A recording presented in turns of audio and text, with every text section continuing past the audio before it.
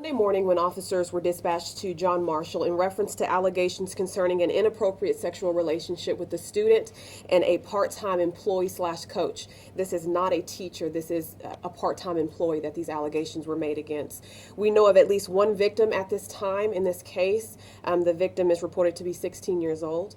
There has been no arrest or charges filed at this time, as it is still early in the investigation. Detectives are currently conducting interviews and talking to other potential witnesses and things like that. But again, it is very, very early in the investigation. So at this time, that is the limited information that we have. It is an open investigation, and it's open for questioning at this time. Do we think there is more than one potential victim in this case? That's a possibility. Like I said, it's pretty early in the investigation. Detectives were talking to potential victims or possible potential victims today. But like I said, since it's so early in the investigation, we don't know the number of. We know of at least one. Can you tell us how long the suspect has been employed at John Marshall High School as this part-time coach? That's information you're going to have to get from the public schools PIO. Who is the suspect and where is he now? We cannot release the suspect information at this time. There has not been any charges filed or no arrests made. Well, with all due respect, you guys give us suspect names when you're searching for someone. Why can't we have this one now? Because we don't have any charges filed. Oh, okay. And so have you made contact with the suspect or interviewed him in any way? Like I said, we're still in the early stages of the investigation. This was just Monday that the report was actually made. So all of that is still in the process at this time. Is it one of the hopes of the investigation that by putting this information out now that more victims could come forward? To be perfectly honest, we had intended to release this information tomorrow. We wanted to give investigators some time. We know that this is a sensitive issue when it involves a minor and the potential of there being other victims. So we wanted to at least give the investigators enough time to gather enough information to speak to potential victims and other people involved in this case. So at this point, we're just, like I said, it's early in the investigation. We're just hoping that this doesn't intimidate or damage the investigation any further.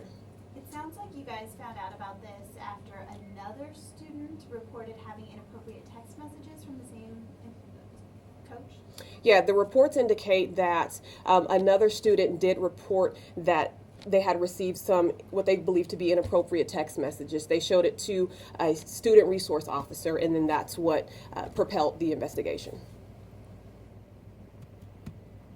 Parents have also, I guess, been calling around trying to get more information of why nothing has been done yet in regards to this assistant coach. What can we say to the parents out there? That something is being done. Officers are investigating it. We are very well aware of the allegations. We're trying to gather as much information as we can. If there is anybody that has information that they may have been victimized in this situation, we're just asking them to come forward and contact police. But there is something being done, and officers are currently at this time investigating this issue. I think some of the people who contacted the paper about this said that they feel like he had fled. Can you address that?